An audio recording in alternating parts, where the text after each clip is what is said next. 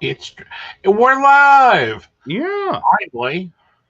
Hi everyone. Welcome to the Psychic Coffee Shop. I'm Aeson Knight, and with me tonight is of course my co-host with the mostest, Techy Joe. Hi darlings. Hello. So how's your shit topical week going? Well, that sums it up. Welcome to 2020. It's the blurth of blur. I don't know. It's just one of those. It's like, oh, can we just get my to-do list done before we create another one? No. That's not how to-do lists work. It's like washing socks. You always end up with too few or too many. Yep. Like you never can just like be done. Uh-huh. It's always a continuing search. Hello, Mika, Catherine, and Brenda. Wow. Hello, guys. How are you? And hello to the other two watching that hasn't commented yet. Oh, well, there we go. Well, and everyone else who's going to watch later or listen later. Or listen later. Say hello to them. Hello, everyone listening in Ethernet land. Oh. It has been a week, and the shitstorm just keeps flying. Mm-hmm. Well, but at least some things are getting a little more normal, I guess. Uh-huh. Like, I don't know. It seems like we finally got a little closer on the projected, and I think everyone took a deep breath. Okay. Like, I don't know. I'm feeling that. I'm feeling that I won't know anything until January 22nd. Okay. It's a weird time. But what? January 22nd. Well, the swearing in was January 20th. It is. Okay. So I think it'll take 2 days for the Secret Service to move the crying baby out of the White House. Oh. I'm sure that they can, dangle an underage girl just off the property. Like, carefully. Mm-hmm. Well protected. Mm-hmm. I do have a question for you. Do you think as soon as he is no longer POTUS, Twitter will shut down his Twitter account? Oh. They've got to be bantering that one around. Hi, Michael. Hello, Michael. Now, Brenda, did he bring an extra large suitcase big enough to fit a 5'2" to 5'10" person in it to go back across the border?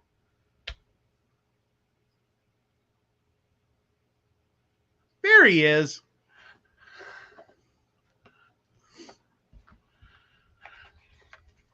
We'll wait for that answer. I know. She's like probably mad and getting it in the car. Well, granted, if he did, like, I could lose a section of leg between the knee and ankle, and I think be okay. Yeah. Like, I think I'd be cute with, like, a penguin waddle. Well, what I find interesting is the British government has called Biden.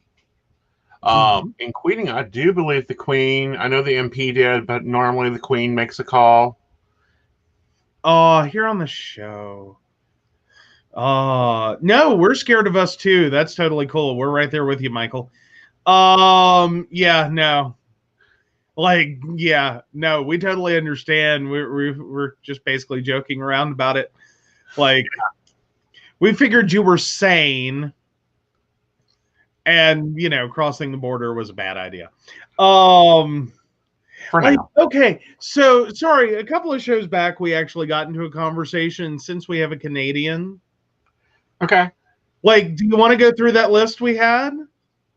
Just to see why we should move Aeson Enterprises to Canada? No, not that one. The other one, the one we were going through where it's like, it's just a quiet news day in Canada. No. It's like, it's cold. The Americans are stupid. There was a moose incident. Or what did I say? I don't know. I think that's about the sums of what you said. And I'm like, no, they actually pay attention to the other stuff going on. Because, yes, Americans are stupid. More and more, I keep waiting for an invasion to happen. Or is that praying for an invasion to happen? Like, now they're coffee. Now there has been the thing going around on Facebook. It's the modified, like the aliens show up and like we've killed all your leaders, and everyone's like, "Oh, thank God!" And the aliens are like, "Wait, what?" And it's like, you don't understand. Like, no, you don't understand. It's been crazy. Again, Canada is one of the best, nicest countries. They instantly had a plan on how to take care of COVID. They instantly put in measures to take care of COVID. They've got a better looking, younger leader than us that actually makes sense. Who was very quick to congratulate Biden. I know. As was every other world leader who's like, no. Well, Angela Merkel had a whole video conference with him about a new interaction going on. Mm-hmm. Top news in Germany. They were holding their breath because they were just waiting for World War III. Well, basically, I think that's where the whole world has been. Is it's like, oh God, could we not? Well, if anybody will remember, during his vice presidency, President Biden's vice presidency, Angela Merkel's phone got tapped. And that was a very big problem because, one, she's a diplomat and she should have diplomatic immunity, and two, it was supposed to be a secure line for the German government to her. Wait, was that in the like list of issues with cell phones? Yes. Because there was that whole time period that was like the whole Snowden thing. And like the whole world got afraid to talk on a phone when they're like, really, world leaders right now? Like, seriously, that's where we're at? Like, woo! Like, right. That's so crazy. Yeah, basically. I think everyone is doing the big, like, whew, I can breathe again. Well, I watched their... it's very equate to our Congress. He has to stand up there and defend himself against them. Okay. House of Lords and Commons. I really think the Americans should have kept that when they formed their government. I would have loved to have seen someone babble, you're doing X, Y, and Z, and your response. I want to see that out of any president, have to stand up there and defend himself in front of Congress. Fair enough. That would actually be kind of cool. Mm-hmm. I could see that. Working. Of course, then again, I would just love a government system that is not built around two fighting parties, instead just like one great big table. Like it's Mm-hmm. Like we got into that like if we could just represent all the parties, mm-hmm. and just talk it out, mm-hmm. and not like screw the whole lobbyist thing and screw the whole like screwed up thing of like lifetime appointment, or the never ending election where they just keep getting voted in. Kathy, honey, you have no idea on how busy it's been. Currently on Aeson's to-do list is participating in a YouTube challenge. That means videos have to get put out every day. That means Joe has to do some editing or something for him. Then we have 2 clients with Mystic that we're negotiating with. Then at the same time, we've got Aeson coming up on 3 anniversaries this month and figuring out, okay, so what do you do with someone that has been on the air in over a decade, been with a certain network 15, 16 years? Oh, yeah, and then, we have to renegotiate our agreement because today makes 3 years that we've had an agreement. Well, there we go. Hello. So, lots of things going on. All at once. Well, yeah, and like I haven't mentioned on the show, wasn't trying to get like the outpouring, but also this past weekend there was my brother's memorial service. You had a class. It's been a lot. Yeah. Like, we've had a whole lot of stuff going on. Yeah. And we got the newsletter out. We got the newsletter out. Like Friday, Saturday, yeah. Yeah, newsletter Friday, Memorial Service Saturday, class on Sunday. Monday, we've been trying to figure out what to do with November because it's been a shit show. And then, of course, every business is going crazy. And thank you, Kathy. But yeah, no, I was trying to like not turn it into that show, but yeah. Like, I figure at some point, yeah. So my oldest brother passed about a week and a little change ago, the 22nd of October. Well, a little more than a week, about 2 weeks ago. Time flies when you're not having fun. You know, bad joke. But yeah, so yes, and thank you, Brenda. So if I've been a little out of it the last few shows, that's pretty much it.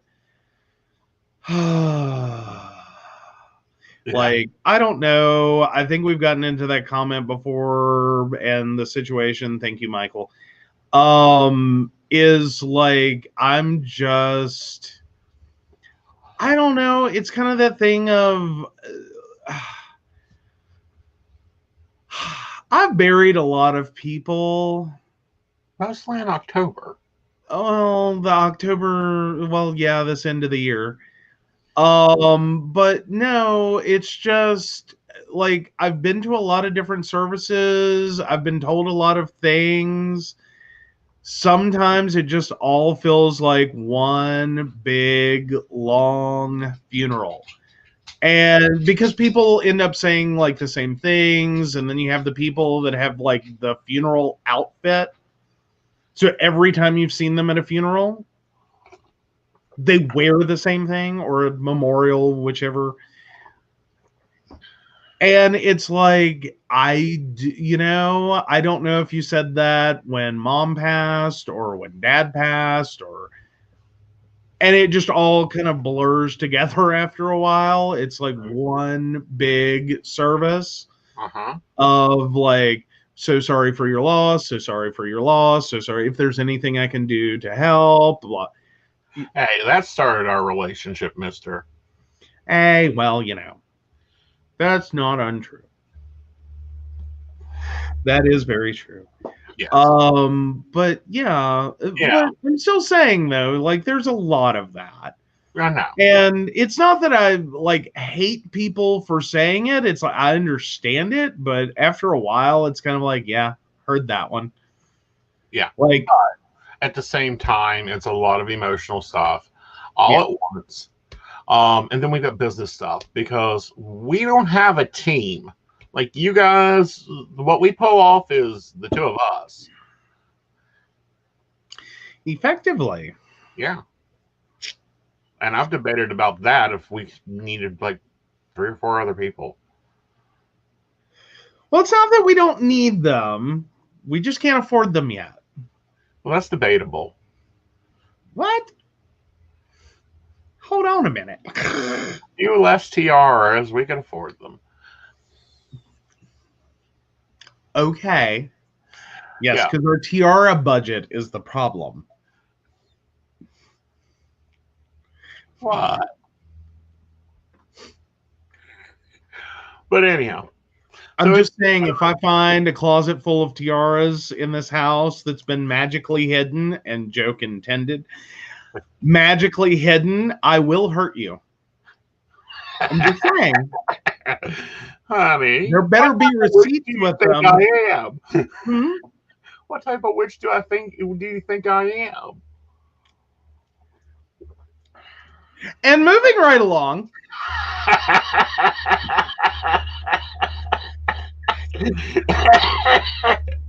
I mean, that's a simple glamour spell. First years can pull that off.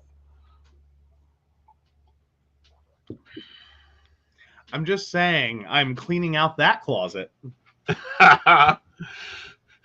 And there better be receipts. Never. Oh. What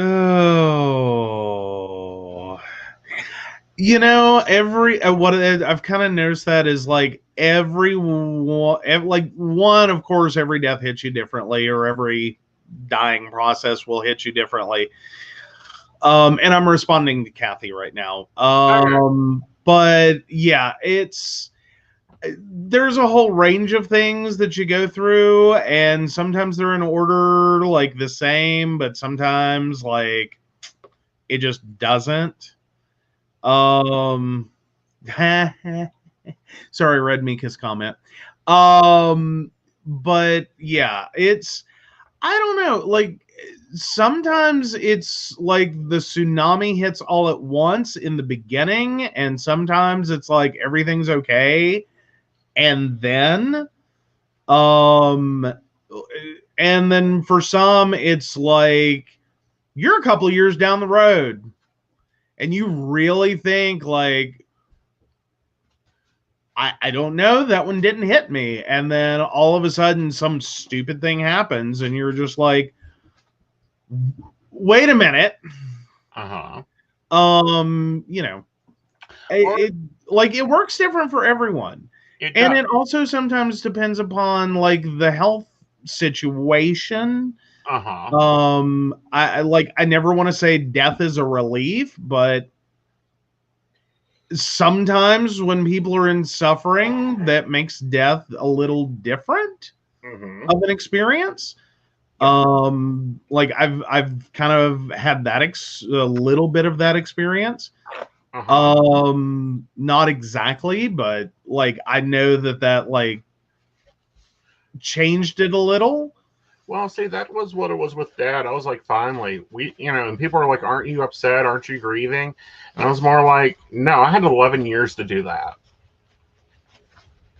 Like, we grieved him dying for 11 years. I walked back into the state thinking I was going to be here for 2 weeks, do a short Pentecostal 5-hour funeral, and be done with this.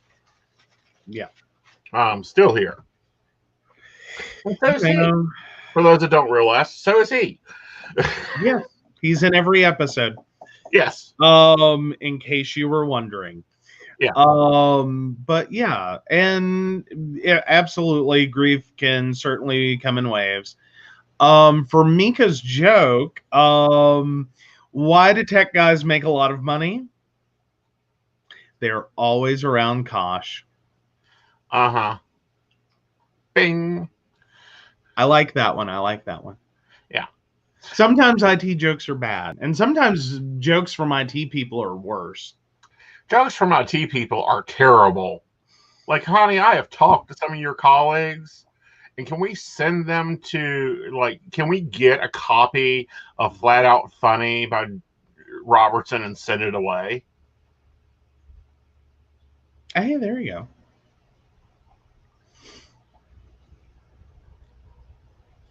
Good deal, Kathy. Finally taking some of my advice I gave you 20 years ago. And it feels that long. Wow. Ow, burn. If you haven't noticed, I'm a little hot. Sorry, guys. The office is starchy. But. And he was going to bake bread tonight. Oh, I thought I had all this enjoyable plan of doing a show, and then after that, I was going to make some lovely bread and getting it nice and sliced. No, it's only 61 degrees and raining. My husband's will die. Well, my exact comment was you can make all the bread you want as soon as you go up to the attic and pull down the window air conditioner. And you make all the bread you want. And then like I choose life. And I explain why you don't get bread in the summer. Exactly. But still. So I'm giving you the option. Yeah. You know, you can also get a hand truck and take the stove outside. Again, we don't have room to store a hand truck. We do not have room to store a hand truck. Bad enough I'd buy a wheelbarrow. Like sorry, not a hand truck. Well, I think it's technically called a hand truck, but the appliance mover. Yes, that is. Store that on the. Yeah, we could store that on the carport for 5 seconds. We could tape it down and get 10. No, we need to make an outdoor office. 2 outdoor offices. That is the plan, yes. Yes. Or I'm thinking one big one with a wall in the middle, half wall in the middle, so he doesn't bring his stuff over on top of my desk. Hey. Hey, we've shared an office before. True. Every Friday, covered. Leave the desk perfectly cleaned when I leave. Come back covered. I had stuff to do. Uh-huh. Anyhow. Mm-hmm. So I've been very happy to see the interaction with the international community, with our president-elect. We know that the recount isn't going to change much at all. It rarely does. However, oh, wow. Sorry. I just locked into Kathy's last comment. It's snowing. They have snow. uh-huh. Oh. Sorry, it's 61, which means here outdoors. So that means it's a little toasty in the house. Yep. So I'm just kind of doing the, feel the snow, think of the snow, feel the wind. Mm-hmm. Like, yeah. Yeah. And, I think you discovered some of the research I do. I don't think you ever got why I keep up with so many different types of things until tonight. Well, it's not really that. It was that one was just an oddball one. I wasn't on the radar. It wasn't. It was not on the radar. Uh-huh. So what was off your radar? That would be who became the prosecuting attorney in Wyoming County. Uh-huh. Still, okay, that's a random one. No, it's within our coverage area.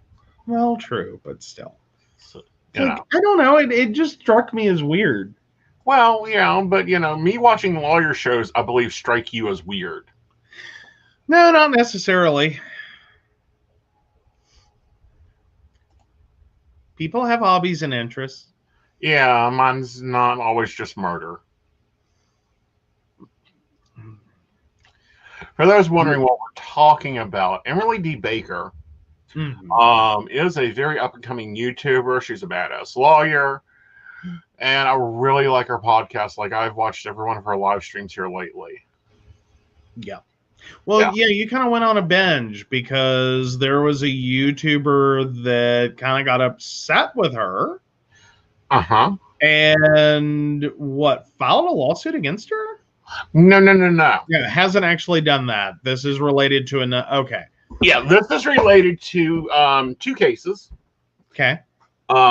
Case 1 is a business partner of Tati Westbrook is filed suit against the company that they're also a part of. This is where it gets confusing. They're a part of a company. It's a 1/3, 1/3 situation.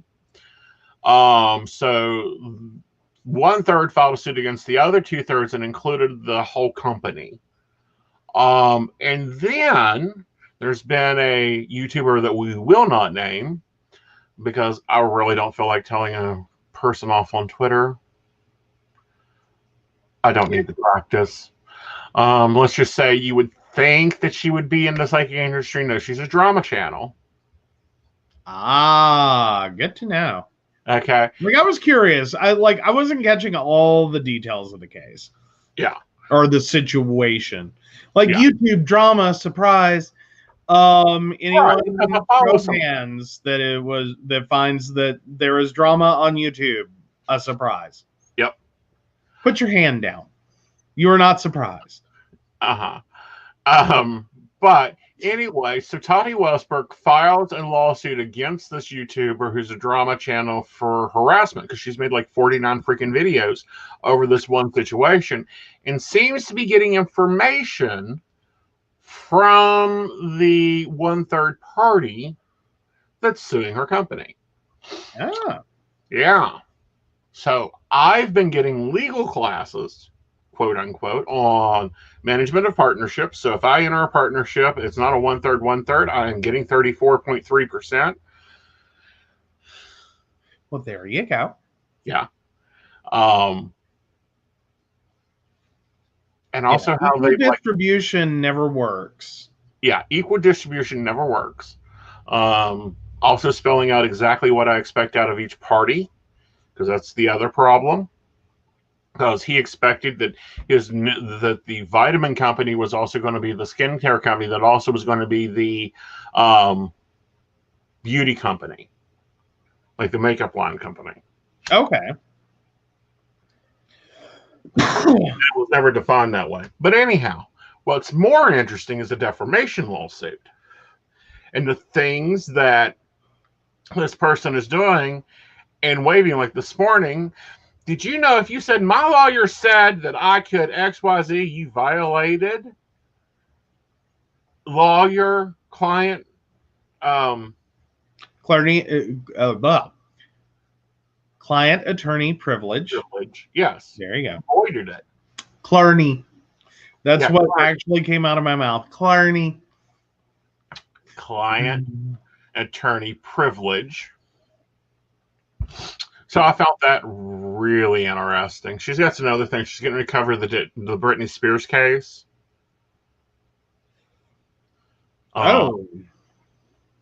Yeah. Oh, what in Britney Spears is going on with Britney Spears? Oh, that whole man. God, that's still going on? Yes. Jesus. That feels like that started like last year. No, it started 2 years ago. Oh, Free Britney has been going on for 2 years. Where have you been? Out? Like, drag it out. Oh my God. No. But no, I think it's really cool to actually have a lawyer on YouTube. Well, it can be, but the only thing that gets me though is most lawyers are more like, it's kind of hard to give general advice legally. And side note, we can put in our whole thing of this is not legal advice, obviously, for so many reasons. Least of which you can't actually do that. That's part of the big thing. Right. But no, I mean, every situation's nuanced. You could have 5 seemingly identical situations, and each one's gonna just have a difference. Yeah. And so even general advice, it's your mileage could vary. Yeah. That may work for you, but it may work for all the wrong reasons. Well, but at the same time, some of the things I'm learning, like if you get a harassment suit, which Lord knows I've thought of very closely here lately, passing, that you can actually restrict them from deleting it, deleting your claims. And you can actually not only damages from the claims, but if they made it was a monetized thing, you can collect money from the monetization. Who actually owns copyright to some things? That was totally interesting. Yeah. Well, and also it's kind of, and copyright is a big one for YouTube and basically any audio video platform. That's been kind of a weirdo thing. Well, not only that, but some of the weird things people copyright. Example, there's this romance novel that copyrighted and trademarked the term cocky. Oh, fun. Just the word cocky in a certain font isn't allowed to be used. Oh, good. I was going to say, great. Now we have to pay royalties because you had to just go and say it. Well, again, I can say that it's been copyrighted. I'm not saying that my new book coming out is going to be called The Cocky Psychic. Nope, can't not have that title. There you go. But no, well, yeah. You can end up with a lot of weird things, though. Yeah. But right now the biggest one has been YouTube's basically anti-copyright infringement system. and how they've been trying to pursue that to stop copyright abuse, and the confusion that it sometimes creates for people of ultimately YouTube's getting put in a position, or has become positional, on whether or not copyright claims are valid or not. And moving into a category where it's kind of judge, jury, and executioner. Right, because they don't want to do their research. Do what now? Because if they get a DNC order, they technically have the right not to do anything. Right, but then you also have the fact that they're not even validating that the claim is legitimate. That's what I'm saying, is they're not even validating that it's a legitimate claim. Or that if it is a legitimate claim, that the party making the claim is legitimately making it. Right. We went through that. Like, I could sit here, have my own, or for instance, let's go a different way. Jane Doe out here can have a legitimate claim to a whole piece of work. We could sit on this show and stupidly read it. Verbatim, never cite it, sounds like it's us. There's a possible copyright claim. Okay, if Jane Doe, actual Jane Doe, the author, makes the claim, then we have a real battle of like, okay, is that like fair use? Did I screw this up? Did I do a bad thing? And in the situation I described, I probably did. But anyone can claim to be Jane Doe. Well, we went through that on the show, or with the show. One of the first shows we went to video with. Yeah, one of the early ones, we had this weird Facebook claim. Yeah. And we're just sitting there going, what did we do? Like, that was our first response, legitimately, was what did we do? Yeah. Like, what are they angry about? Like, what did we... And like, we're just iterating through everything because the person supposedly making the claim, like, we flipped over and we're looking at their content and like, I don't even know how we could begin to overlap. Yeah, because it's a cooking show. Yeah, and it's totally like, no. Yeah, not us. Yeah, it's like... And we still haven't figured out what caused that DNC issue. But we respond, he was like, oh my God, let's just take it down. And I'm like, oh no, we're replying back to this. Like, we're challenging the DNC. That wasn't really my first response. That was more so the, like, are we gonna have to? Right. But my bigger response is, like, I want to understand this. Like, what did we do? Like, where is the infringing part? Because it's like, I don't see it. Well, I finally figured out what it is. Oh. When we first started the show, there is a background that's built into the software we use. Oh, did we get automated? We got automated for that background, and we had already changed the background as soon as we went live. Basically. Oh my God. That was it? That was it. She uses that background. We use that background. Jeannie Robertson used that background. That background is part of what we stream with. Okay, so yeah, that was a total automation fail. Exactly. And that's what I'm talking about, is sometimes it's like, that's not claimable. Well, it's not claimable. But if I can't tell what it is, like, because we were like scratching our heads, like, what did we talk about? What did we do? Let's rewatch the video. Yeah. Like, I don't understand how we could have overlapped. It's like, but that's all it would take. Right.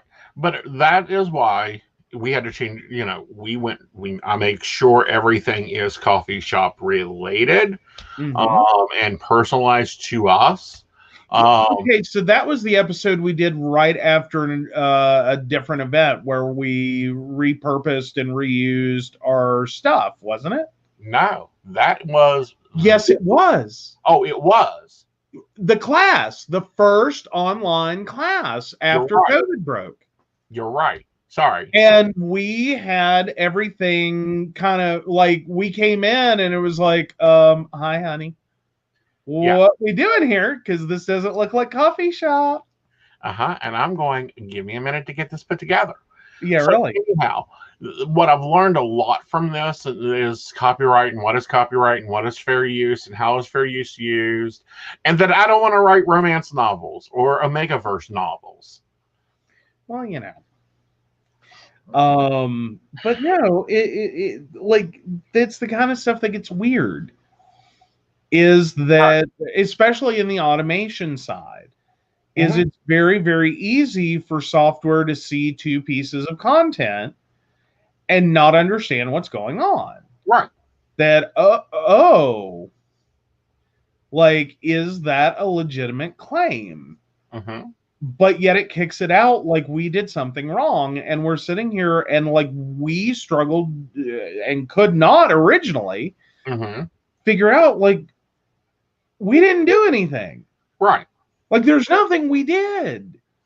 Well, there's nothing we did. There's nothing that the software did. It's something that the automational system that handles, you know, she has a team.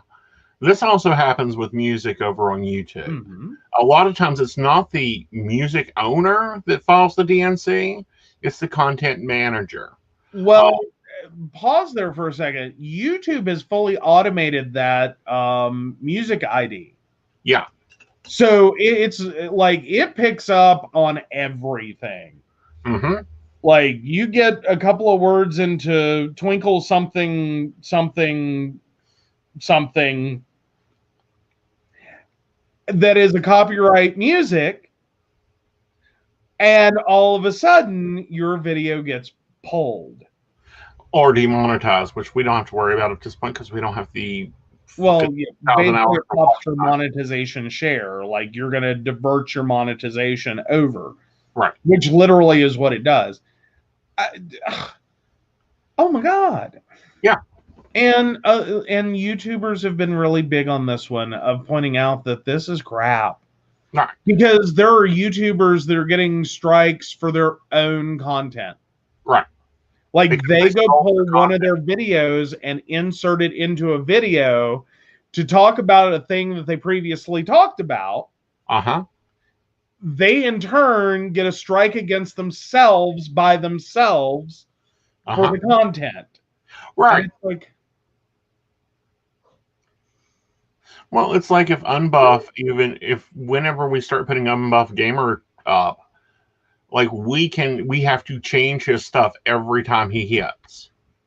Like, his overlay has to be different. His thumbnail has to, I don't care if it's the same game that he's playing, we have to change the thumbnail each time. Well, yeah, the thumbnails most definitely. But now, like, your channel can be branded. That's okay. Right. It can be branded, but like the Welcome to the Psychic Coffee Shop, if this was a gamer channel, we'd have to change that each time he games. Okay. To say something like Unbuff Gamer takes on Pylon 5. Unbuff Gamer takes on Pylon 5 and wins gold. You know, whatever. It has to be, the underline has to change, or the system will see it as the same video. Oh, wow. Yeah. Well, and again, without like human repair. Well, without like a lot of human input. But then there's been a lot of problems with certain game companies and specific games that are very much of the mindset that your gameplay, while unique, is effectively using their content. That's only for one company. Oh, it's only one now? I thought there were a few that were pulling that stunt. Sony. Second Life pulled that one for a while. I think they've just... Okay, I was wondering because I noticed we've started to get some people that are obviously streaming. Right. And we can obviously stream. Do what now? We can obviously stream. Right. Well, but I mean though, like we're sitting in like a gaming area and they're doing their, oh what is it? Skippo or whatever it is. Cheesy. Skippo. That is what it is. No, it's cheesy. Oh, it's cheesy? Okay. Yeah, that's what that trash was playing the other night. And I'm like, can you believe they came back? Really? Yeah.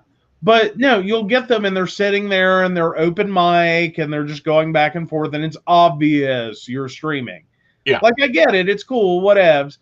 Like I'm just gonna mute like microphone sounds for right now while that goes on. But no, it's still like it was one of those things. It's like, well, I guess they're allowing that, or those people are about to find out the hard way. So I didn't know that had actually been finalized, and it's like, yeah, no, that's not how that works. Yeah, you can actually stream the game and not have an issue with it. Okay. Well, because that's like I understand if it's like Sony and they're putting out a game and like the only thing that really may change is like your character outfit. But that's even of a predefined set. Versus Second Life and a virtual world and all the different content. Right. Like I could understand Second Life mainland. That, okay, Linden Lab's going to be a little cranky about that. They built literally everything here from scratch. So yeah, they're a little cranky. Right. But if you're sitting in someone else's game park, it's like you've got so many people involved in that creation because you have one person that owns the area and potentially another person who created specific parts of that area from scratch. And you have the outfits of avatars and the individual avatar skins and the individual blah, blah, blah, blah, blah, blah, blah, blah. All right. That's a lot of stuff. Yeah. It's a lot of fun stuff. And we really like Second Life. You can't tell that is our I need time to think, let's go play cards. I need time to think and I got to make content. So let's go sit at my desk and take pictures and create content. There you go. Yeah. So yeah, I'm really liking Emily D. Baker and her style of showing the law. She likes facts, not fuckery. Oh, now you're still in her tagline. No, I'm sharing her tagline because that's the reason I started watching her is because I saw that tagline on Twitter and I'm like, facts, not fuckery. What the hell is this? Well, there you go. Although I think that should be a presidential slogan. At this point, we'll just take we'll take a lot of things. That's where I'm at. Well, I'm just wanting the Queen to like repossess us. I don't know. I just keep having that moment of like sniffing hair is the weirdest, creepiest thing that Joe Biden does in the next 4 years. I think we could all agree to live with that. Like, I think after a Trump presidency, we could just all agree to live with that, couldn't we? Like, if that's the weirdest, creepiest, oddest thing to, like, for the whole presidency, and maybe a couple of tan suits, we could take that. Just me, personally, that's where I'm at. Like, I'm really liking his black on black. Now, who's going to be the trendsetter is our vice president-elect. Like, well, can we just not make her entire vice presidency about what she wore? It's going to be hard. I mean, they're already clocking Dr. Biden, who plans on teaching law at Washington University her whole first term. Which is awesome. In her life. I don't know. I get the feeling that's gonna be a very quick, like, oh my God, she wore the same thing twice, and it's like, yeah, this week. She just strikes me. Like, I get the feeling that like she's really had to dress up for everything going on, And there is just like 5 pairs of mom jeans and like some cardigans that are like what she normally wears. Like just how she strikes me. Yeah. Like it's that same thing I get with Elizabeth Warren. Is it's like clothes are a thing that I have that I bought at a point and I wear them.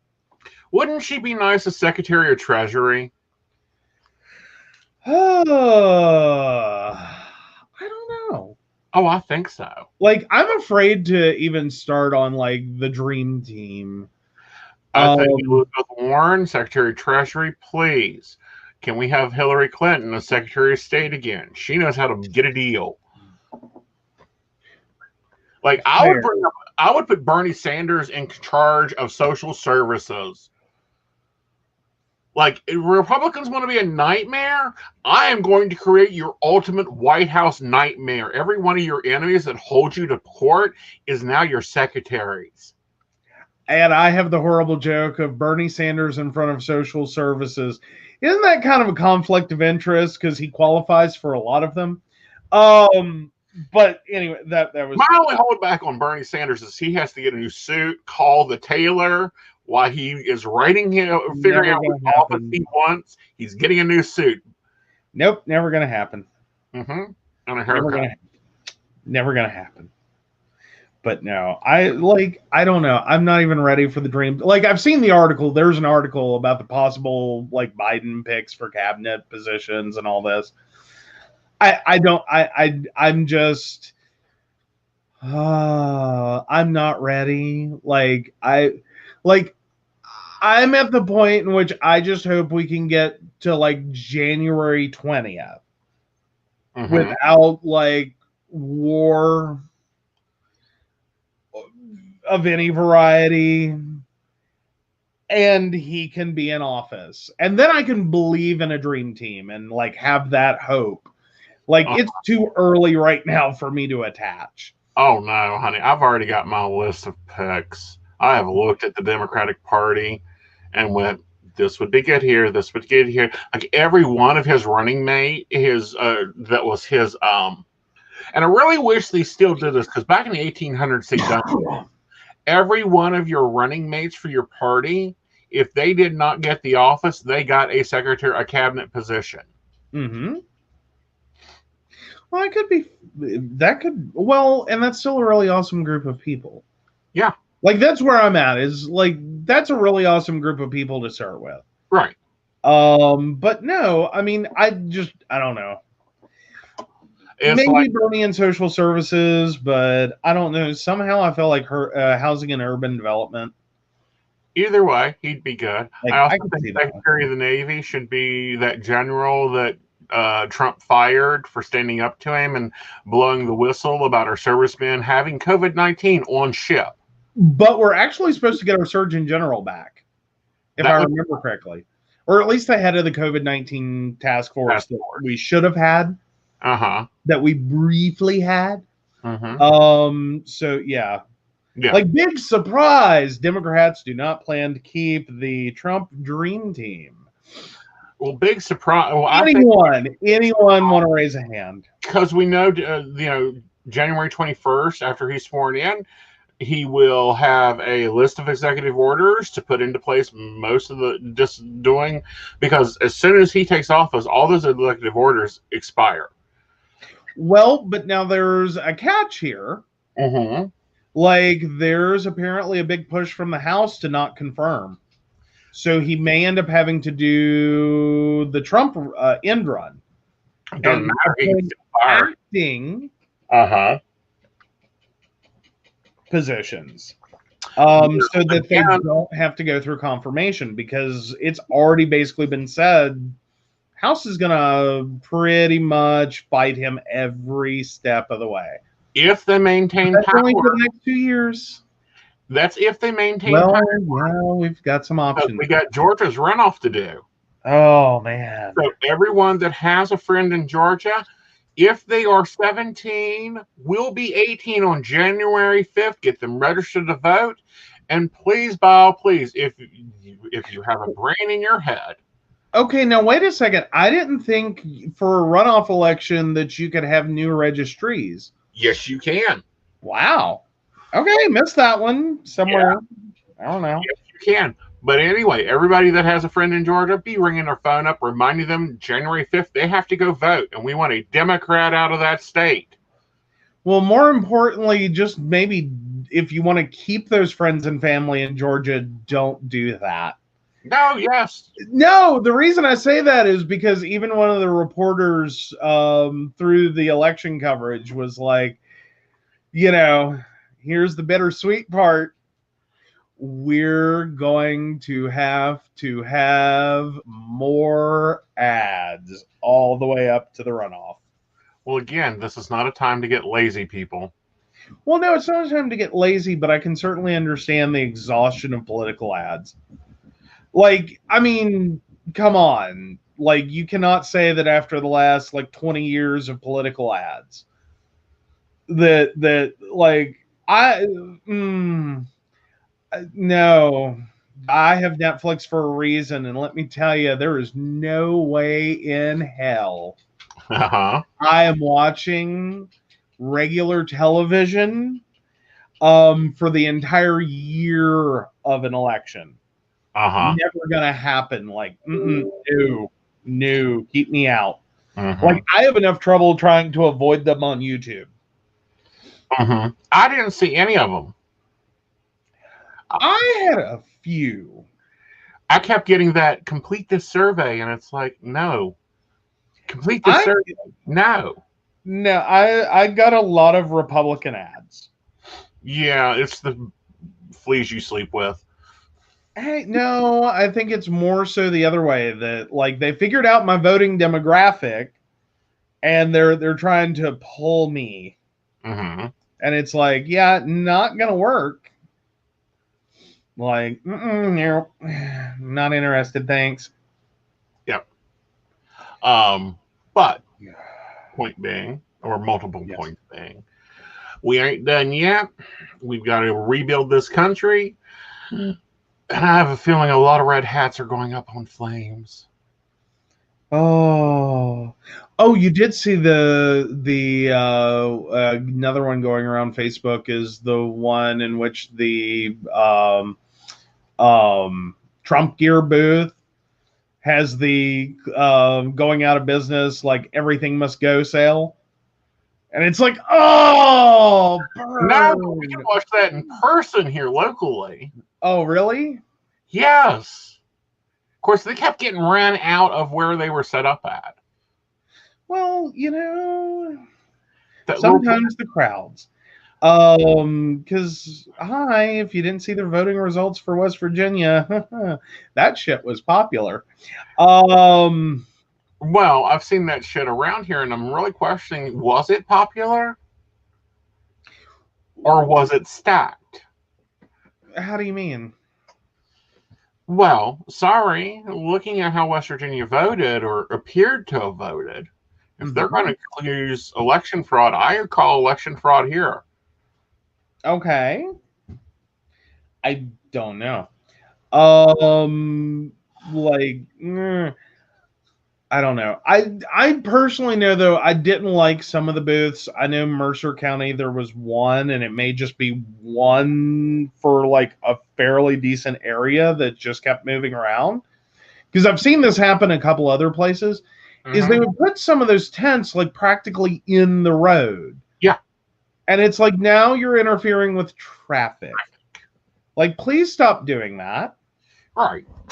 I understand you have stuff and you want to sell it, and okay, fine, whatevs. We understand you ordered it from Wish and you're marking it up. Or whatever you did, but it's get out of my road. Wish. Get out of my road. Yes. Get out of the road. And get away from that one. It's like, hi, you are the people that are screaming about people blocking traffic. Do you not get? Yeah. The other thing that has been very interesting is the evangelist repetitively. What the hell? Have you seen some of them lose their minds? Oh, how do you mean? I'm sorry. You have not seen the Evangel? Yes, you have. You're in the same group I'm in.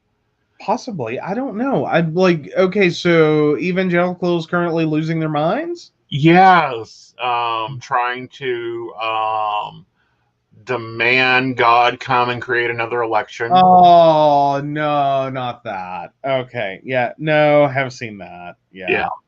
Yeah. Uh, uh, Like, come on, guys. There's got to be better uses for, Social Security checks. Can we start defunding bad preachers? oh, that would be lovely. That'd be lovely. Yeah. Yeah. Paula White, who is. Whoa. Here is Paula White. You brought her up, so I get to lay out her terms. She is a drug addicted, has been drug addicted, retired stripper that doesn't have a gig anymore. That is our spiritual advisor to the current president. Well, I'm not even going to go into someone's past. Just take her present. Like, that's bad enough. Uh-huh. Like, yeah. Yeah. Yeah. Yeah, that's real. She's been really exploitative. Well, not only that, but I really think that she should lose her tax exemption. Mm-hmm. The lot of debatability around that. I think it's open and closed in many cases that you could be like, yeah, this is not an activity you're supposed to be in. Thanks, have a great day. Uh-huh. But then we've made so many political issues religious, or religious issues political, kind of the crosshair. I like at this point, I don't even know if you can separate politics and religion. It's like there is so much intertwined. Mm-hmm. I'm just making the point. Well, that we're so intertwined. The church, minute a church becomes political, they lose their tax exempt status because they're meddling in the affairs of church and state. It ain't that hard to do. It's sure as hell to get tax exempt status.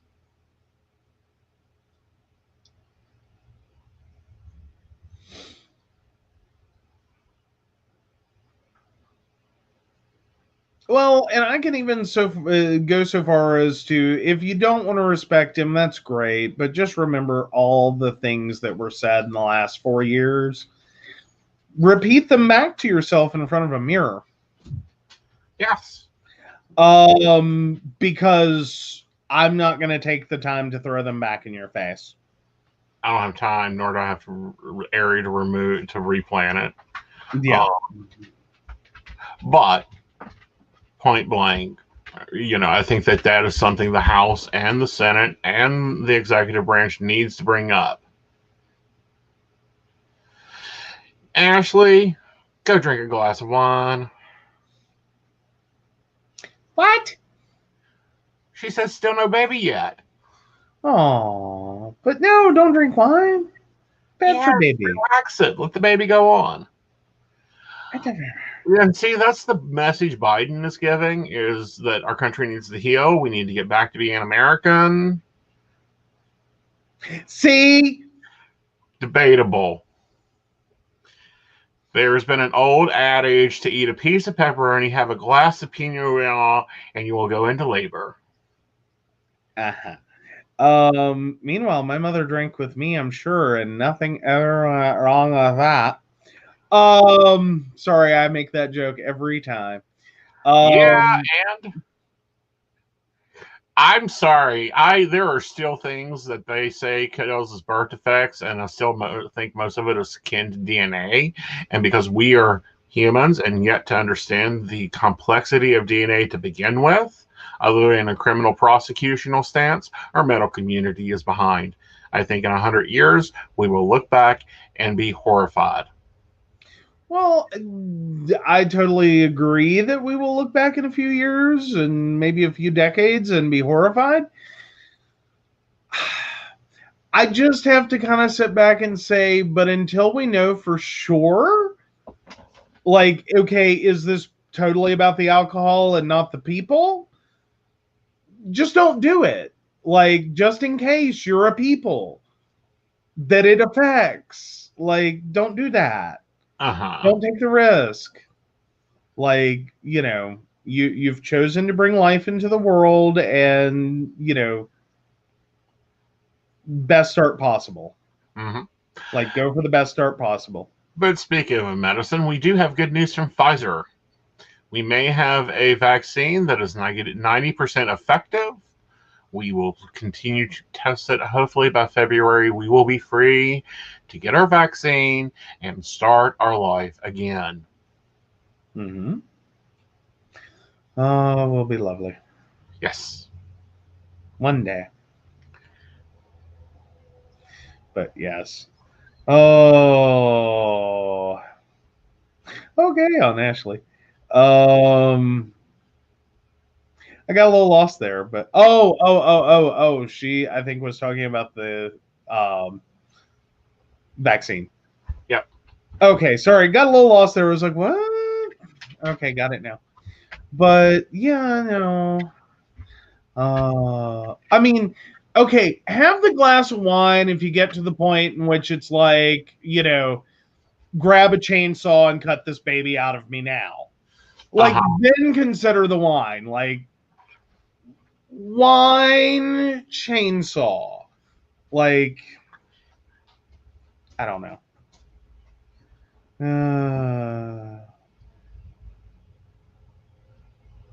Okay. Ooh.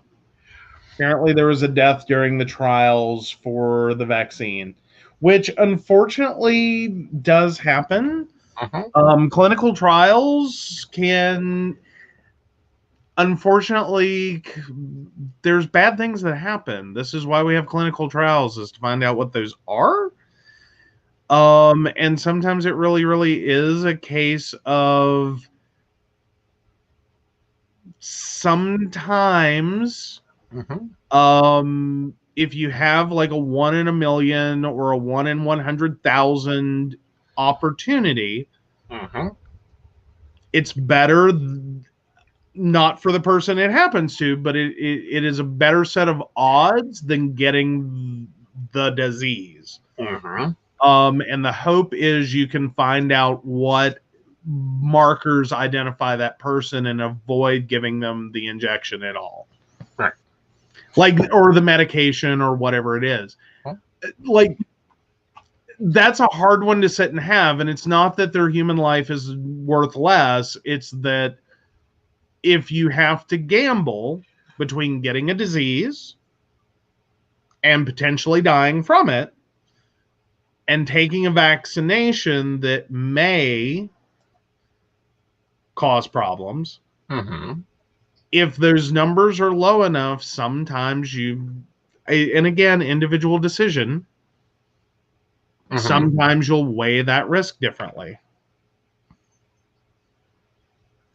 What also came out is 1 in 5 develop mental illness after having COVID. Well, let's hope those are not long-term. Yeah. I mean, again, sometimes, like, you get sick and you get things that go with that. And, the hope is... Well, there's been this... Please let that pass.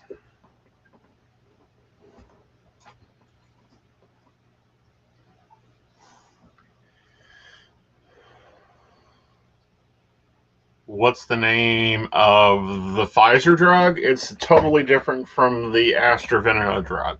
There's 2 different ones. The Pfizer drug is the vaccine. AstraZeneca is trying to work on a cure.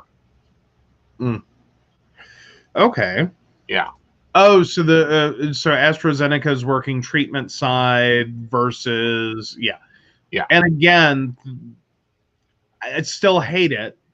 Like, I never wanted to sound, as it's coming out of my mouth, like it's a good thing that he died. It's not. Right. When we're talking about, clinical trials. However, sometimes you just have to weigh the risks. and what are you preventing, and what is your likelihoods versus, yes, this horrible thing happened. Right. Or this can happen to certain individuals. Right. Mental illness is being followed after coronavirus. 1 in 5 are finding that, being diagnosed with that. The Washington Post, however. Okay, when we talk about mental illness, though, are we talking about cognitive decline? Are we talking about depression? Like, where are we at? Anxiety, mental breakdowns. They're saying the same risk factor to a heart attack, because 1 in 5 get a heart attack, 1 in 5 get a mental disorder or mental illness.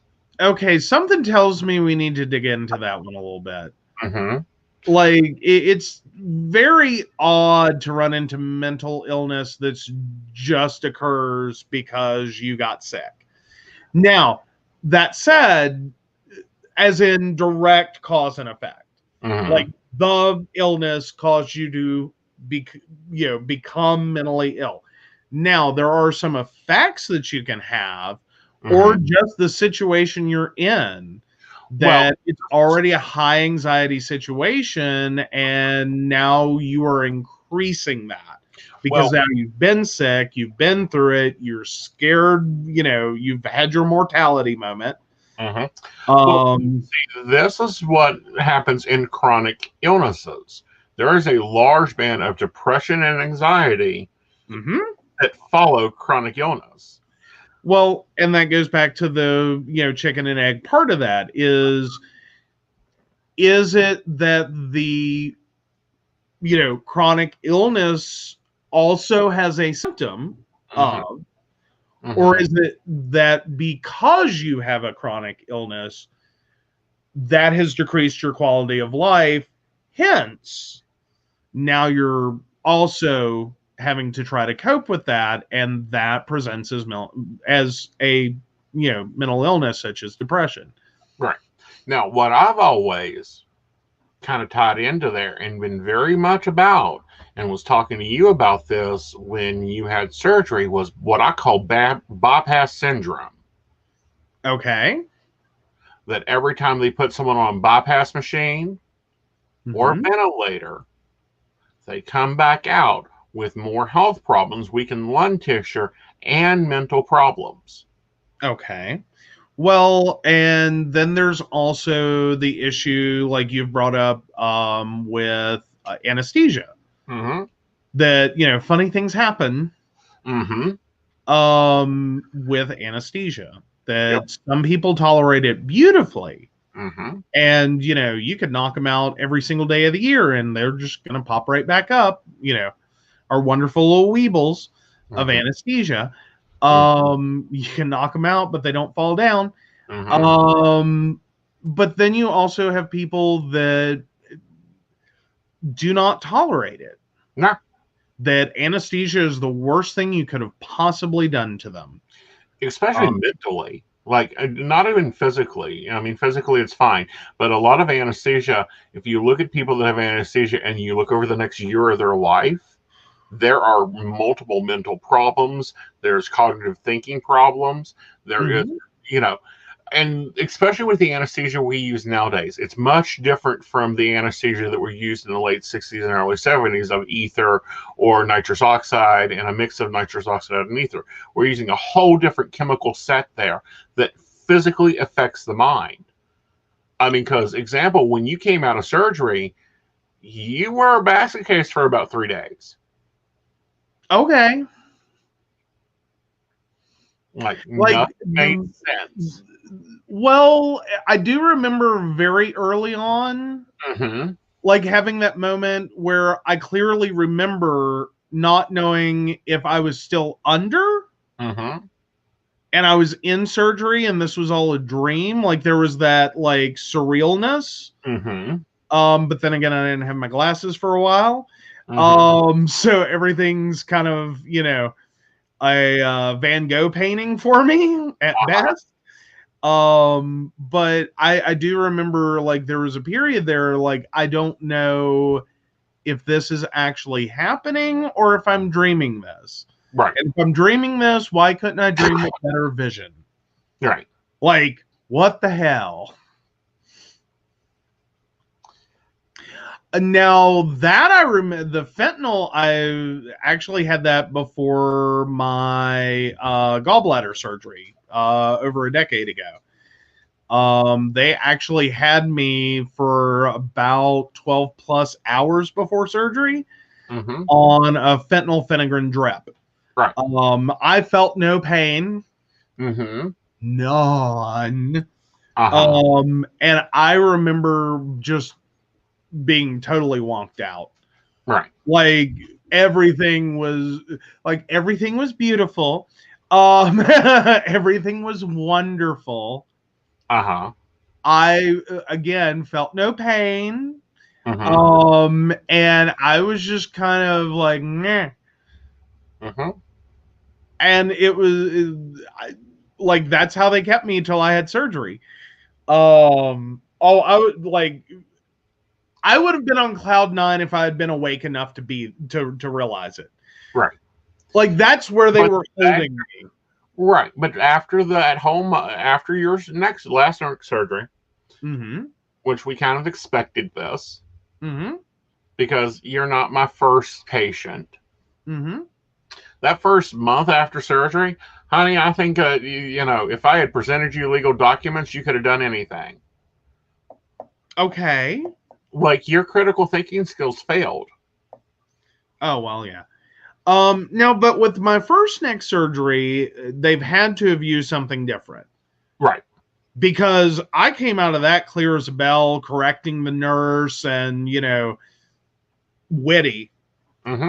Right. Like, I had no problems popping out of that one. I did not go into that, like, I didn't have my queen moment, I guess you could call it, of, is this real life or is this just fantasy, like Bohemian Rhapsody? I wasn't having a Bohemian Rhapsody moment. Right. Like, I was popped in. Now, I don't know if there was a period before that. I was like, woo. But to me, it was like I had the surgery and then boom, I'm awake. And I couldn't get my glasses then either. I don't know what it is. Like, every time I've had surgery, I've had to fight to get my damn glasses. Well, that's because you always give them to somebody else other than your partner. Well, but no, it's not even that. It's like every time there's some argument over my glasses and giving them to me. Meanwhile, they want me to sign shit. Every time there's something they want me to sign. And I'm like, hi. Yeah. Like, do you realize how this conversation is going to go if it's something important? Well, again, like, that's why it's going to be, we're in a court of law. I hit the stand and go, well, I didn't have my glasses. I didn't get to read it. Again, I could not have possibly read it. Leading up to the whole day, I prepped you. If you want you to sign anything, make me sign it. If they want you to do anything, I make decisions. Because we knew you were going to do this. I had seen you on the simple stuff they use for the teeth. What?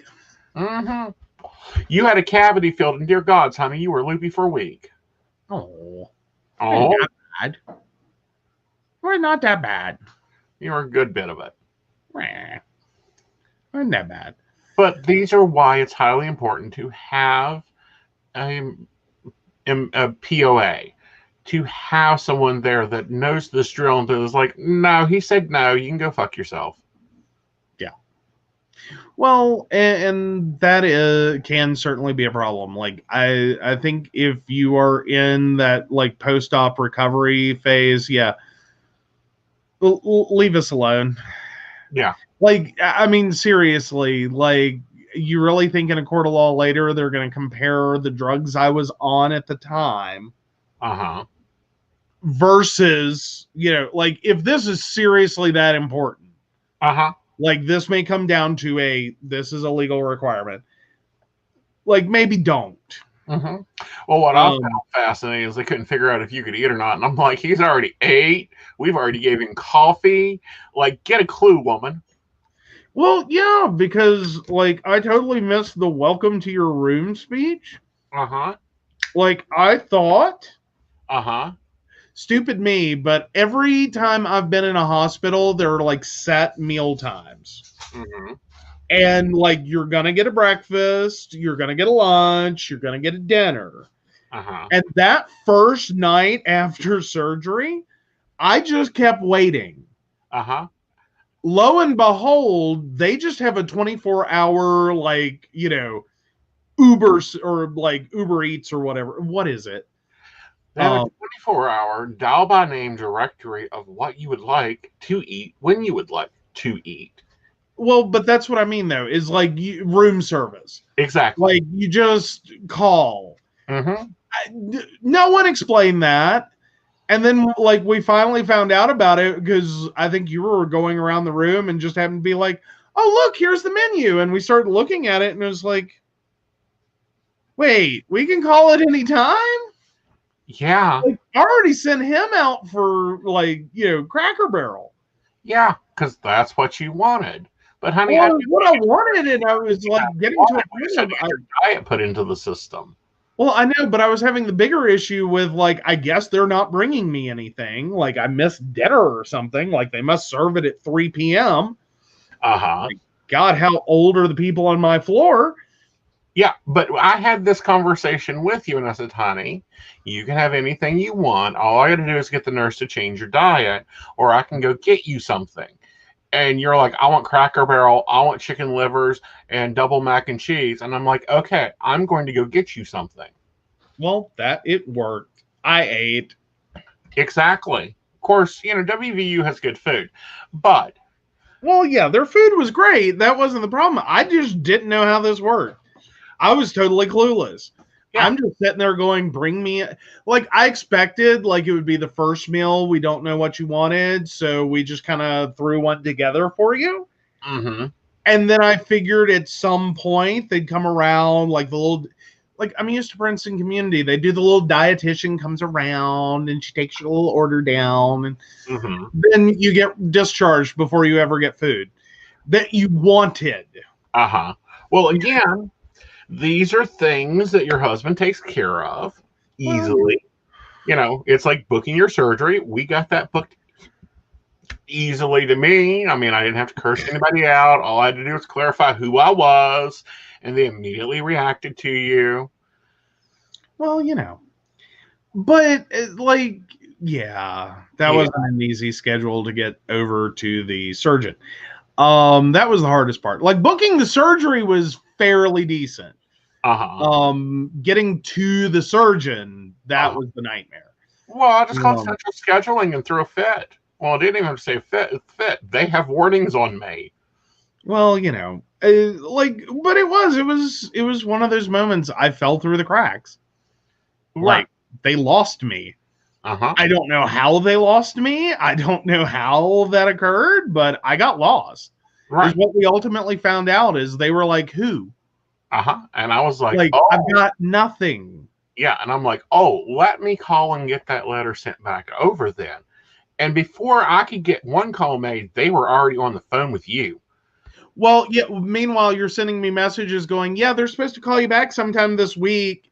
No. And I'm like, I am already on the phone doing the pre-intake. Right. Like, no, I'm good. Yeah, these are the fun things that we've had to learn to negotiate, because otherwise I just make the decisions. I just deal with it. They know me by voice now. It's like, oh shit, they look at the caller ID and I think a screen pops up, because even when we went for like your MRI, your CT scan, security looked at me and said, go that way. Like, didn't even ask, didn't even care. Like, we know where you're headed. You know. Fair enough. I mean, I don't know. Like, I'm just used to certain things that were not happening. Yeah. And these things happen. Mm-hmm. That's all I got for that. Is like these things happen. I've been in that hospital environment, and I think one of the worst stories I have as a volunteer was the one and only time I really seriously considered hitting a panic button. And that was a spouse who their spouse was in surgery, and that spouse's sister was there. And the sister got told before the spouse, and oh wow, did the spouse get angry. Apparently there was already like a family problem between the two. Like they were very no with each other. The irony was the spouse having surgery had actually specified it. So we're in the situation of I'm sorry, but your spouse actually didn't elect to have you have any information. Like legitimately, no. Tell my sister. So I don't know what she was, or the spouse was doing, or what the sister had done. But yeah, it got ugly in that waiting room. Let me tell you, it was bad. And I'm standing there thinking, we're going to have to call security. Like, because this spouse was ready to take out an administrator. And we're like, oh, no, you don't. I've been like, there. No, you don't. No, you don't. I've been there with your predecessor, Raleigh General. No, it wasn't Raleigh General. It was Appalachian Regional. Got a quick lesson in what a lovely POV is, and a MPOV. MPOA and a POA. Yes. Sorry. POV is a porn term, honey. Point well, of it's another legal term too. I don't know.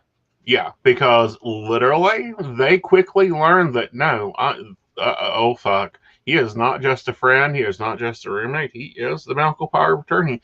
And yes, you will grant access to him and anything else he wants today, this minute, or we will lose federal funding on so many levels. Well, there is that can happen. Yes. Yes. So yeah, before me is what you were more so trying to say. I was getting confused. I was like, before okay. you. Yes, before you. But no, got it now. On the medical, you've calmed me down on the medical community because there is probably a red flashing sign. At least to help Mika, so she wouldn't wonder all night, where have I seen those letters before? Yeah. And to Brenda, yeah, there's probably a red flashing, if they have facial recognition, there's probably a red flashing screen that comes over every system in the ward. That's probably like, oh, fuck, the bitch is back. Oh, fuck, the person that will call the ombudsman and has their number in his speed dial for their home is here behind your P's and Q's. Well, not always a bad thing. Yeah, not always a bad thing. There is a few RNs that I have their license on my belt. Well, there you go. But yeah. Yeah. Sorry, I was just having a debt collections equivalent. Like we used to occasionally get calls to stop collections on an account. And they actually called someone a VI. There was a particular hospital. All of those debtors had to be moved to VIP status because effectively either they or someone they were immediately related to were major hospital donors. Or were on the board, or like whatever. There was some connection there. Or they themselves were on the board, whatever. And it struck me almost hilarious is this Portal Community Hospital was having to effectively, silently accept that these people were going to come in, have surgery, and the hospital was going to eat it. These people were going to come in, have a major medical stay, and the hospital had to eat it to save face. And I was like, are you nuts? Like, embarrass a few of these people. You might get some money in. Like, make the, eat the rich. Make them a little fearful of other people throwing this back at them. It's like, you're on the board. Pay your bill. Well, and it's not that I'm on the board of any of these hospitals. It's that, no, I will call the insurance ombudsman and explain to them why an RN cannot wipe off, and have them explain to me why an RN cannot use an alcohol wipe to clear off a vial before making an injection that has been already injected into. I will also call the nursing board and ask why a nurse cannot wash her hands before touching a patient. I will also call civil services and ask them why this hospital isn't respecting patients' rights to refuse or rights of treatment. I have no problem doing that. Yeah. Well, and understandably so. Like these are not things that one should really have to be concerned about calling about. But I do know that there are issues that come up, especially in small local hospitals. I know sometimes, and actually heard this more on the debt collection side, just to clarify, so no one's like, wait, you volunteered at XYZ hospital, it's the only one you volunteered at. No, it didn't come up as much there, strangely enough. You would have thought, but no. Heard it on the debt collection side. That a lot of small hospitals, and granted 10-year-old information, a lot of small hospitals were struggling at the time, back in like 2005, 2010, that range, were struggling to get their small community hospital staffs to understand HIPAA and get it through your head that you can't go walking around talking about patient stuff. You cannot call your friend, Brenda, the minute her son shows up at the emergency room. There's a whole slew of things that have to happen first. Like, needs to be unconscious for one. Like, you can't call just because you know her and say, hey, this is what's going on. This is what happened. Like, your son's over here with a light bulb up his ass. You can't do that. You cannot turn around, and no matter how good of a little Christian you are, go to church on Sunday and list off every patient you saw. Little tiny hospitals were having problems with this. Some of it was very well intentioned. It was honestly not getting it. Well, it's not like you can't do that. Well, it's like patient rights or rights of a medical power of attorney. I don't know how many people I have to educate and have had to educate on that. Or partners' rights. I'm finding myself having to educate people every freaking day about, no, that is partners' rights. You don't get to do that. Yeah. Well, there is some amount of that and again, it kind of comes back sometimes to smaller, more rural areas. And places that are more socially conservative, or, however you want to put that, that are just not there yet. I think mentally they're just not getting it. And it's like, it's like they don't know anyone in the situation. They've not been through the situation. They're just not processing it. It's sort of like the moments at the bank that on some level I almost find cute. Like, I try to find it cute and go almost there, but not for, well, a lady at the bank who just cannot, she is stuck. She doesn't get it. Like, and it wasn't rude. Like, it wasn't like that, But like, that's just not part of her world. She doesn't think in those words. And she just immediately made assumption after assumption. And then she got it handed right back to her when we dealt with her. Oh, yes. I had no problem going, well, here is her driver's license, and here is her signing it. And, I still don't think she caught it.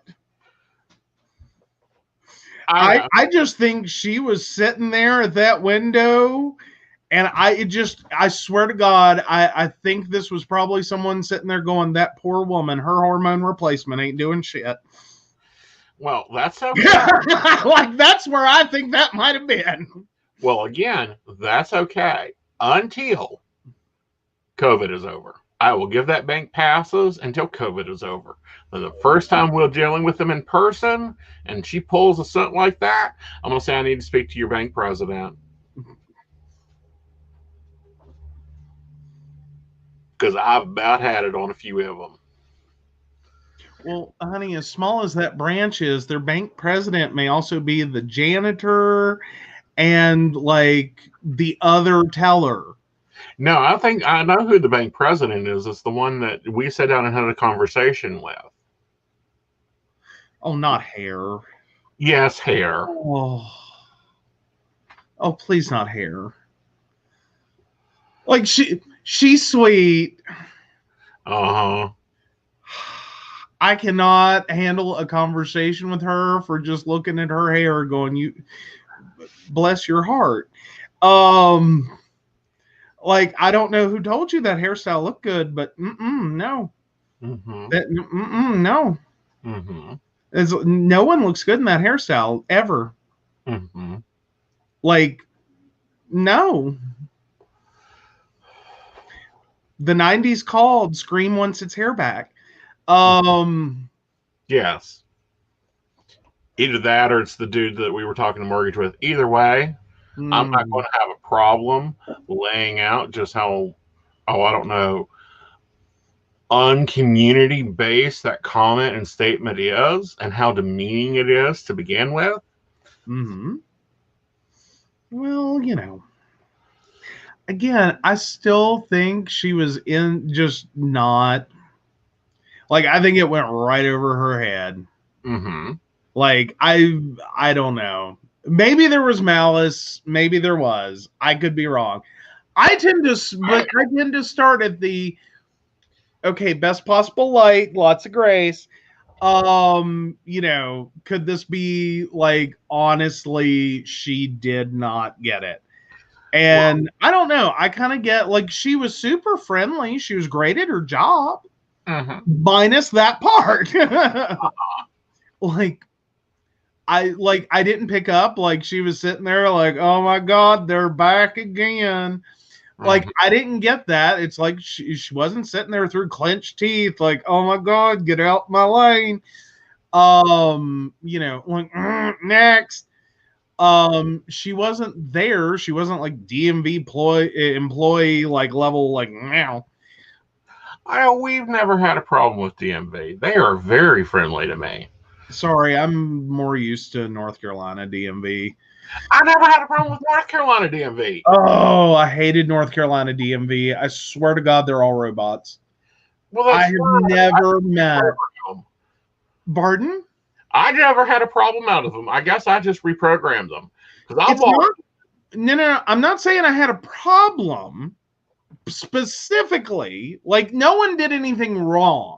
It's just, it was that kind of like 1,000-yard stare and like, next. Well, see, I've never had that problem. I walked in there getting ready to go work. So I had on my boots and they're like, how high are you out of heels? How, And maybe that's all it took was, go in, be different. Like something to shock them back. But the ones I got were like The Walking Dead. They just, 1,000-yard stare, monotone voice, no eye contact, no facial expression, just like, How can I help you today? You are in the wrong line. But I will take care of that for you. I mean, just nothing. See, I never have And that it's like, experience. how do you, like... But that was every time I had to deal with someone in the North Carolina DMV system. It was like, oh my God. Did they order a batch of robots? Well, so I guess it was before me because, I had to change titles. I had to get a new driver's license. I had to get new plates.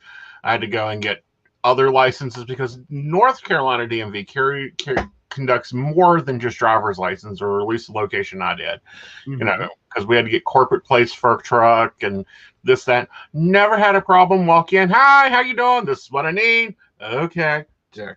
And then they'll get to like certain questions because, of course, my writing is terrible. And they're like, how tall are you? Out of heels?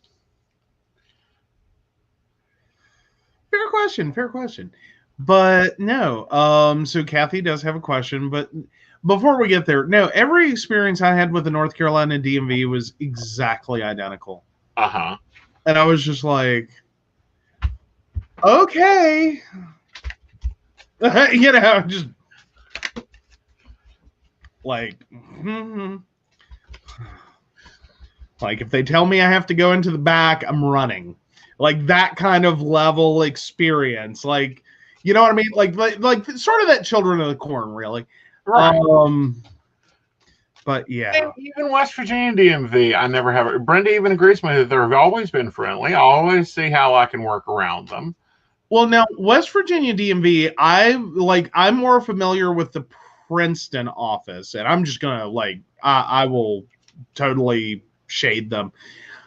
They're awesome, but that was also the office that had the regional manager or the whatever office manager, whatever they're called, the district manager, I think.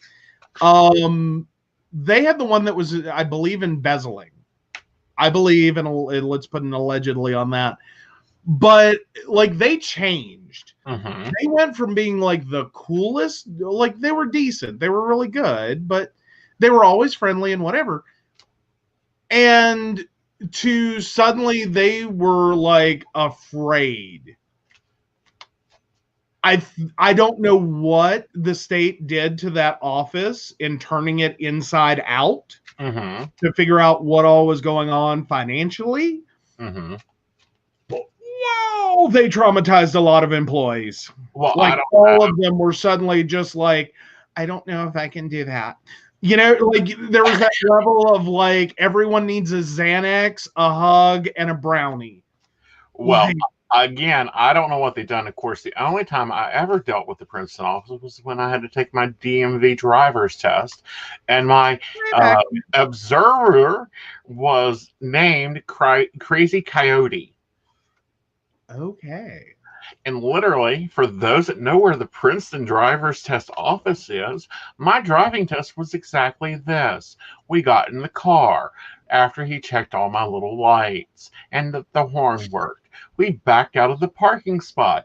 We drove around to Kroger's and drove through Kroger's and then turned around and drove back to the Princeton driving office, and he handed me a passing slip and offered my father, who had glaucoma at the time, his driver's license.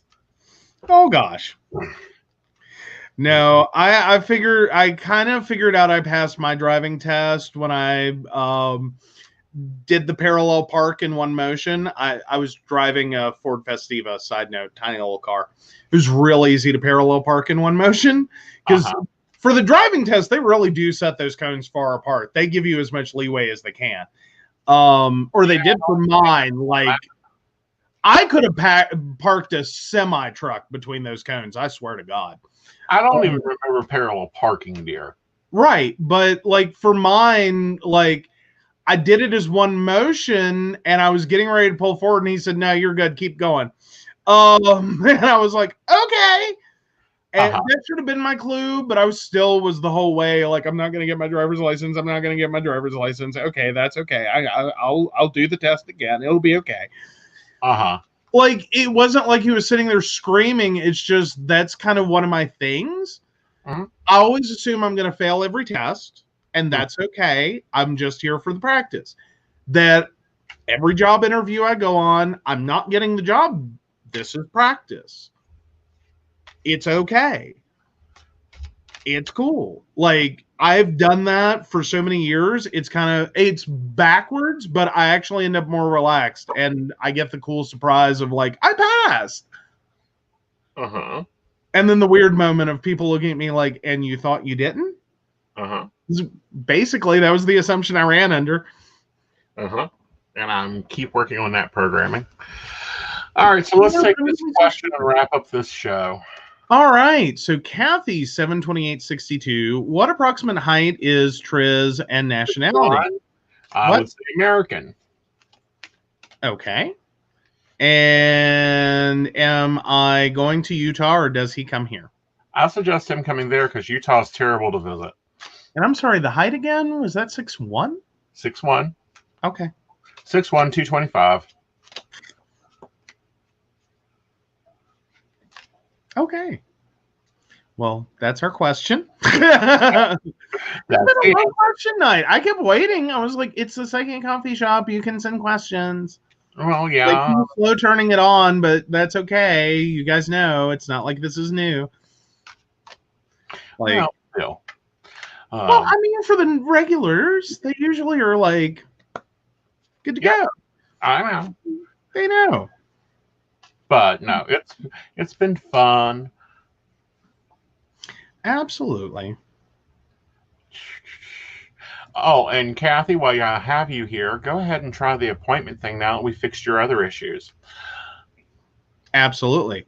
So of course we always want to thank our Patreon supporters, and I know a show a while back we forgot, and again we apologize, but thank you so much for your support to Beverly Walker, Mika G, Kathy, Mary Winfield, Brenda Bryant, and the Crystal Lotus Shop, located at 89 Old Main Plaza in St. Albans, West Virginia. If you're in the area, make sure you stop in.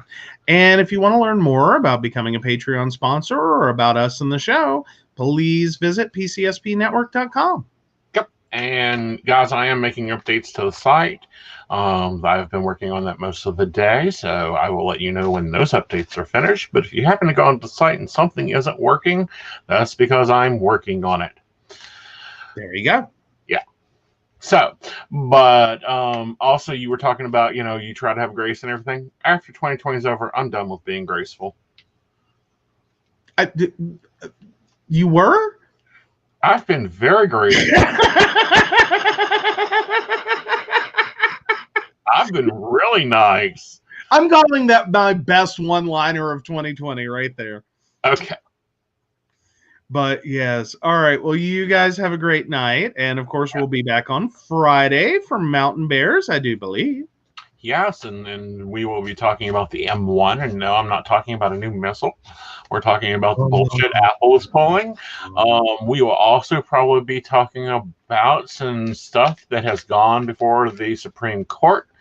Would love for you guys to hear your thoughts on some of this, because even some of the Supreme Court justices are tired of this shit. Right? Like, I'm sorry, that's a pretty good quote, like, for short quotes for Supreme Court justices, is just stop. Yeah. So, yeah, hopefully we'll, have some more on that one as well. Yep. And we will keep you updated on the Tati incident for our YouTube beauty viewers. There's also a lawsuit and a couple more other things that I'm watching on YouTube that we'll be bringing to the show because I think they're interesting, even if you don't own a business. Absolutely. And we forgot to even mention it's Veterans Day, guys. Yes. Happy Veterans Day. Is that a happy one? Yes. I never know on that one. Do you wish someone a happy Veterans Day? Like, I never think that's a good thing to say. Yes, it's just like saying Happy Father's Day. Oh, okay, got that one. But moving right along. Moving right along, it'll also be my Keen anniversary day. So we will have to figure out what you're going to do with that. Your Keen-anniversary? Yeah, my Keen-anniversary. Your Keen-anniversary. Uh-huh. It's going to be interesting what they do, because normally I get a great email, but this one's kind of a mile marker. So it'll be interesting to see what they do with that. And we'll be talking a little bit about when you've worked at a company for so long that you can see through some BS. Oh, there we go. Yeah. That'll be awesome. That'll be awesome. So until then, guys, have a great night, great week, and remember, stick to the facts, have fun. Remember, we just have 71 days to go. Let's get there. Almost there. Bye, y'all. Goodbye. Night, Joe.